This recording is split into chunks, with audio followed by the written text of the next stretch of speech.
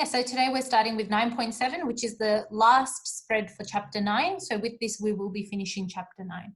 Okay, and 9.7 focuses on early life experiences and the intergenerational nature of health and well-being. And this might sound like it's confusing, but essentially it's just talking about how can certain health habits, how can certain health phenomena that we see be passed on from generation to generation. Okay, how is it that a child who is obese has parents who are obese, who had parents who were obese? And how is it that obesity can be something that we can see following, a path where it comes across in every single generation? How are relationships something that can, again, healthy and respectful relationships or abusive relationships, how is it something that can be passed on from generation to generation? Okay, how is nutritional knowledge, how can that then be passed on from generation to generation? And essentially, how does that then impact the dimensions of health and well-being? So by the end of today, you should be able to identify the factors that influence development across childhood, and these are the factors I've bolded at the bottom. You should be able to give me the definition of what is meant by the intergenerational nature of health and well-being, which we'll look at on the next slide. And you should be able to explain with examples how these different factors can influence development and health and well-being in both childhood and in the youth stage of the lifespan. So that's essentially what we're looking at today. So before we look at the actual factors and how they influence development and health and well-being, we have to define what is intergenerational nature of health and well-being. So the intergenerational nature of health and well-being basically indicates that anyone's health and well-being, anyone's areas of development are affected by what the previous generations of their family did. Okay, if you come from a previous generation, where your father drinks alcohol a lot, your mother smokes, it is very highly likely that you may fall into becoming a smoker later on in life, or becoming someone who drinks alcohol a lot. Okay, compared to if you had parents who didn't smoke at all or who didn't drink alcohol at all. Okay, and this is one of the main reasons happens is because youth generally and children generally look up to their parents as role models. Okay, if my parent is smoking, why could it be bad? Okay, if my parent is drinking a lot of alcohol every day after work, how could that be a bad thing? Okay, so generally children expect their parents to show them the right way, to tell them when something they're doing incorrect is the wrong thing that they're doing, all that kind of stuff. So generally, if parents are not leading the right way for the kids, then the kids essentially fall into bad habits. Okay, so how does the habits of one generation impact and influence the health and well-being and the areas of development of the next generation? That's what intergenerational nature of health and well-being means, okay? How the generations basically influence the behavior of someone else, okay? If you've got two parents who are both, let's say this guy's got a master's and this woman has got a master's as well, okay? They are likely, when they're raising their son, they were likely to probably have raised him with a kind of respect and a kind of reverence towards education, trying to instill in him the value of what it means to have a good education and all that stuff. So the likelihood of this guy then going on to become a university graduate himself is going to be a lot higher compared to someone who doesn't have parents who are educated, or whose parents are educated, but maybe they have a negative attitude towards education themselves. Okay, so that's basically what we mean by intergenerational nature of health and well-being. A life experience as well. It's not just our parents' personalities that influence this, but even the way our parents raise us up. So what kind of food we eat growing up? Do our parents really care about giving us healthy food and healthy snacks, or are they more about just eat whatever we buy, from the grocery store? It doesn't matter if it's healthy or not. Okay, all of these factors can really influence later development of the young person. So that's essentially what we're going through today. We're going through how do these factors influence, how do your parents or your parents' parents or, your grandparents, how do all those generations that came before you, how do their choices and their attitudes that they formed and their rigid mindsets, all that kind of stuff, their rigid habits, how do those then influence you as an individual growing up? And how does that then influence your health and well-being and your development? So that's what we mean by intergenerational nature of health and well-being, because inter means between and generational means generations. So essentially we're talking about how does health and well-being differ, or how is it similar between generations? Because this guy, this little boy here in the second picture, he could always decide he doesn't want to be a smoker or alcohol drinker. It's not like he's completely, his fate is completely attached to what his parents do. So again, it really depends on whether he follows that path or whether he takes a different path. So the first factor we're looking at that can be influenced from generation to generation is low birth weight. Now, low birth weight is generally the definition of a baby who has been born who is under 2.5 kilos, okay? So under about 2,500 grams at birth, and that is considered a low birth weight. Generally, there's a relationship between babies who are born prematurely and having a low birth weight, but it doesn't have to be just premature birth weights, just premature births that lead to low birth weight. A child can be born to full term, but still experience some kind of low birth weight, maybe because they were exposed to the teratogens when they were in the womb. For example, their mother smoked a lot, or maybe their mother drank a lot of alcohol, that kind of stuff. So essentially, if you've got generations where each generation of mothers just continuously smokes and drinks, and they're like, yeah, it'll be all right. It's not a big thing. It's not a big deal. You know, my mum smoked, so what's the big deal if I smoke while I have my baby? Okay, and we know that with pregnancy, it's very cultural, it's very social, okay? The mother always tries to give advice to the daughter, and then the daughter gives advice to her daughter. That's generally how pregnancy works. So if you've got a history where each mother in that family line did smoke while they were pregnant, or did continue to eat a lot of junk food and didn't have proper nutrition while they were pregnant, then obviously you are going to see a cycle where every baby that's born in each line of that generation does experience from something like a low birth weight, okay, as a birth condition. So babies born with low birth weight, how this impacts their development is that generally they have a harder time feeding. They don't want to eat. They're very fussy. They tend to have very difficult time with gaining weight, which means they're never at the normal physical development for their age. And because they're never at the normal physical development for their age, and because they are born prematurely, their immune systems aren't fully developed. So they do have a lot of problems with fighting infection, okay? And all of these are connected to our physical development aspects. So if you're ever asked to talk about how low birth weight impacts physical development, these are some points you can discuss. And we'll talk about more of these effects on areas of development in the next slide. Now, because children with low birth weight tend to have very little body fat, they also generally have difficulty staying warm, okay? And we don't do a lot of stuff about Indigenous health and well-being, but next year you will. As with all other health aspects where Indigenous people do suffer more than the normal population, babies born to Indigenous mothers are also likely to significantly experience low birth weight, okay? Even though this trend is reversing due to the advancements in healthcare and stuff, because things like smoking, alcohol consumption, poor nutrition, poor socioeconomic status, because those factors are very prevalent in Indigenous populations, Indigenous mothers and their babies see the double effect of that. Okay, so that's essentially low birth weight. So if we go to the next slide now, you should be able to see a table that shows you how does extremely low birth weight or very low birth weight impact the health and well-being, and then how does it impact the development. So all you really need to do for this is just learn any two connected to health and well-being and any two connected to development. And you'll notice that the majority of these are physical, okay? So majority of these are related to physical health, and the majority of these are connected to physical development, okay? Obviously, some of them are not. So for example, if we look at greater likelihood of impaired learning capabilities, this would be more connected to something like intellectual development, because it's connected to the way the kid will learn later in life, okay? If we look at something like on this side, is there anything we can have a look at?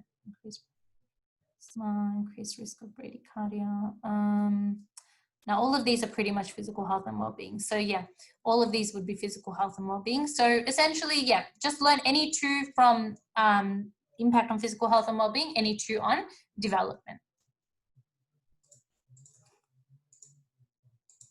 Okay, the next thing we're looking at is nutrition. So like I said before, generally your nutrition when you're a child and even when you're a teenager is influenced by what your mum cooks up or by what your dad cooks up in the house. So essentially, because your nutrition impacts your growth rates, because it impacts the strength of your bones, the strength of your teeth, all that kind of stuff, if you're coming from a family or from a line of generations where there isn't much value for nutrition, or it's like, oh, just eat whatever you want, it's not a big deal, as long as you just enjoy what you're eating. And there's not much focus into, okay, is this healthy? Is this too high in sugar? Is this too high in saturated fats? All that stuff. Then you can actually grow up having poor nutrition, having nutritional deficiencies, which maybe don't affect you right away when you're a child, but later on, as you start to get older, you realize that you are developing pains here and there, that you are not as energetic as other people your age. So that's what nutrition is about. And nutrition is an intergenerational impact. I'm just going to IG. So intergenerational impact, because this lady's mother maybe valued nutrition, maybe knew that it was important to feed children foods that were high in fiber, like salads and things, okay, alongside things that were maybe more of a treat, like croissants. Okay, so essentially, because her mother had that value towards nutrition and taught her that it's important to eat these things, she grew up eating these things and she enjoyed these things as well. So now that when she's got her own daughter, she's trying to instill those same nutritional habits within her own daughter. So that's the intergenerational impact of nutrition. Of course, we can always break out of that cycle. Just because my mum decided to feed me unhealthy things, it doesn't mean I have to go on to feed unhealthy things too. I've got my own mind and all that kind of stuff. But like, at the end of the day, you want to make sure that you understand that intergenerational impacts are very powerful, more powerful than we actually believe them to be. Sometimes we do things because that's the way our mum or dad did those things, and we don't even consciously realize that. Okay, so nutrition is important, and it's important to make sure that children are eating foods from all the 5 core food groups. Okay, if this mother is on a keto diet, that doesn't mean her child or her children should be exposed to that as well. Okay, essentially, we should be remembering that children have very different nutritional requirements than us. They do need to have more snacks. They do need to have more, more kinds of food quantities and food portions compared to adults. Okay, because they're still growing and they need that.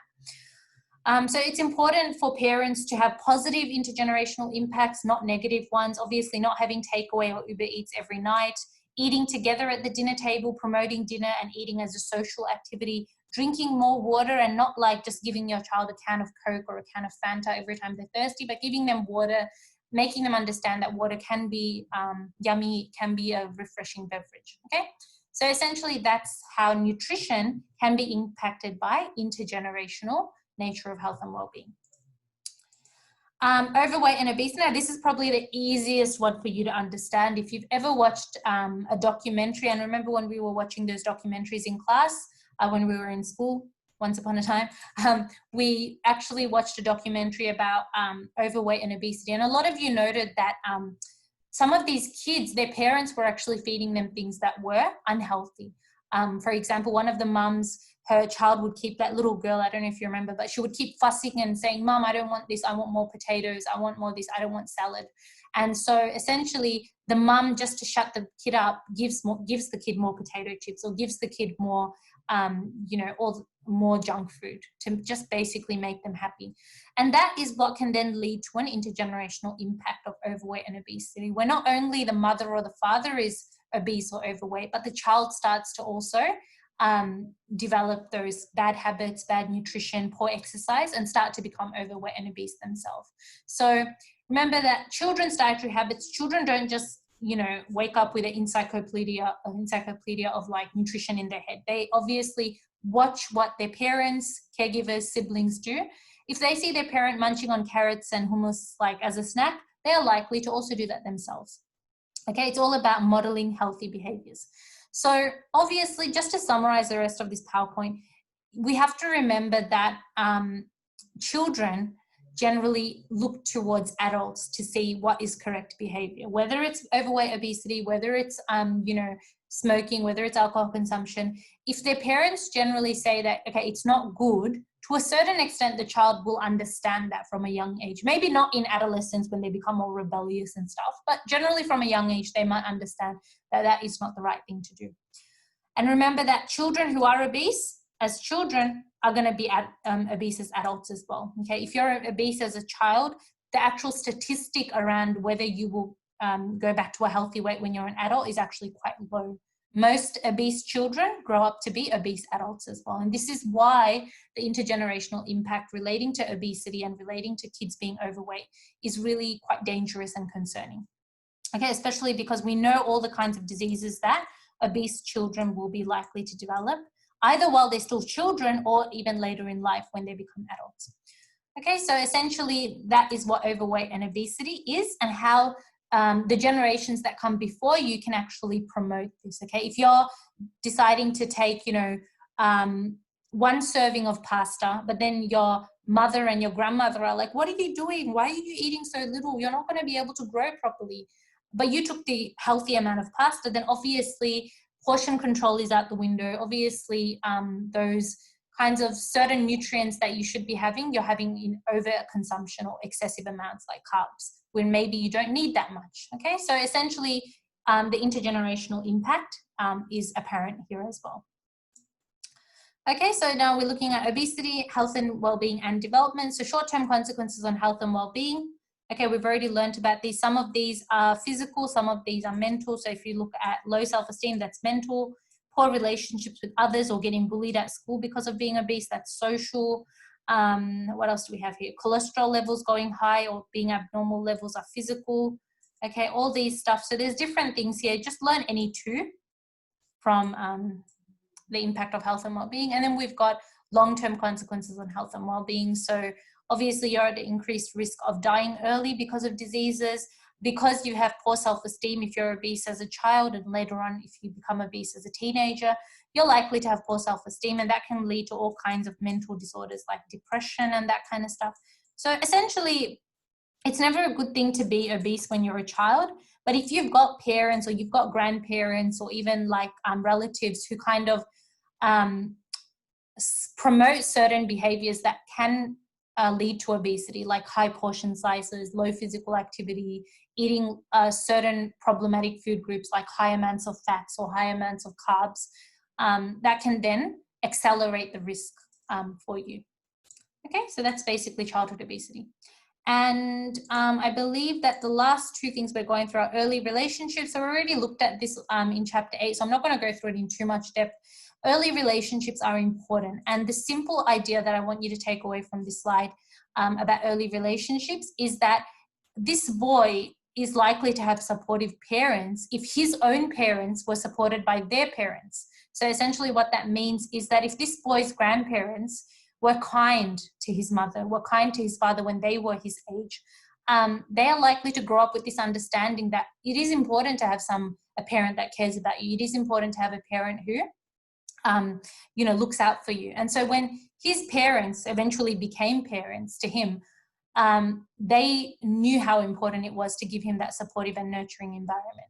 You would think that a child who is abused from a young age would grow up thinking that they're not going to abuse their own kids, but the opposite is actually true. And what research says is that because children who grow up in abusive households don't know what it is to have a nurturing environment, don't know what it is to have a supportive and loving and caring environment, they actually start to kind of unconsciously take on certain habits and take on certain tendencies that they've learned from living in an abusive household. So maybe not voicing their feelings, not being honest, not like saying what they feel. And this can impact not only the relationships they have with their husband or their wife, but also the relationships that they have with their kids as well.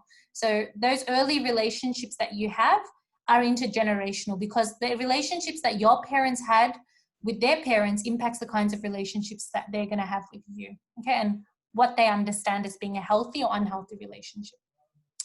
So we know that there are different impacts from not having good relationships, and we learned all about them in chapter 8. So I'm not going to go through that in too much depth, but essentially you should know how having a good early relationship can impact you in a good way, physically, mentally, emotionally, socially, and spiritually, and in the areas of development, and how vice versa, having a bad or unhealthy or abusive relationship can impact you in a negative way. And the last thing we're going through is early environment and learning opportunities. So earlier in the week, I talked about how important it is for children to be able to play, okay, not only with other children, but to have equipment, to have toys that promote them to basically play and to explore their environment and to have a stimulating experience. So in order for children's brains to develop, in order for them to understand that, okay, this is a ball and a ball is something that I can roll around. This is a Lego block and a Lego block is something that I can stack on top of another Lego block to build something. All in order to have those experiences and in order to promote that optimal or best possible growth and development of the brain, children do need toys. They don't need to be fancy toys like these like iPads that kids can have these days. It doesn't have to be something fancy as that, but just something the kid can press buttons on or move things around, okay? You might have seen kids like moving around this little thing that's got like little marbles in it, and they just move it around the house and it plays music, okay? That kind of stuff is essentially something that kids need. They need to understand that they can manipulate objects around them, that they can roll things, they can push things, they can jump over things. All those things are important for them. Okay, obviously if you're from a low SES or you don't have enough income, you can't afford to buy those toys because these toys can be expensive. Even just taking your kid to the backyard, even just taking them to a park or some kind of open space, letting them play on those equipments can actually be a very, very rich experience. Something you might not think is helping the child, but it's actually a very important learning opportunity for the child. Okay, and essentially child's motor skills, a child's physical motor skills, okay, whether it's gross motor skills or fine motor skills, their ability to understand that, certain objects have certain purposes, all that stuff is very important. And the purpose of play, again, like I said at the beginning of the week, has multiple benefits for physical development, building up the motor skills, for intellectual development, understanding the differences between objects and how they work, for emotional development, because when you're playing, it's an enjoyable experience for you. So you reduce those negative emotions. And also social development, because sometimes, especially as kids get older, they learn to play with other children around them, and that can promote new friendships and new social connections. So early environment and learning opportunities is extremely important for children to have. And how it's an intergenerational impact is that these kids are obviously going to be able to play with toys if their own parents were given those opportunities when they were younger. Okay, a lot of what we understand about parenting is the very early memories of how our own parents maybe parented us. Okay, if your own parents brought you a lot of educational toys when you were young, or took you to the playground every week or something like that, then you're going to remember that, and you're going to remember how enjoyable it was and how much you learned. Okay, and you might then do the same for your child. So essentially, that's why early environment and learning opportunities is an intergenerational impact. Because if you look at really older generations who maybe lived through the world wars, who maybe didn't have opportunities like even playgrounds where they could take their children, those children really grew up and they matured very quickly. They didn't have time to understand things like playing around with other kids. So essentially, the kind of environment they then gave their kids might have been a little bit more dreary, maybe a little bit more dull, not as filled with as much toys, okay, as the next few lines of that generation in the future might have been. So that's why early environment and learning opportunities does have an intergenerational impact. Okay, so that's basically that one. So going through all of these topics that we've gone through today, it's really, really important that you are able to link it back to the intergenerational impact and link it back to how it affects the areas of development and the dimensions of health and well-being. Okay, that's what you really need to be able to do, because in the SAC, we're not going to ask you on all of these different factors we've looked at, but we might ask you on one of them. Okay, so make sure that you do know each one of these well, understand what is the link between each of these factors and the intergenerational impact, as well as how 2 ways in which each of these could impact areas of development, and 2 ways in which they could impact your dimensions of health and well-being. Okay, but that's about it for today. So I'm just going to stop the recording here.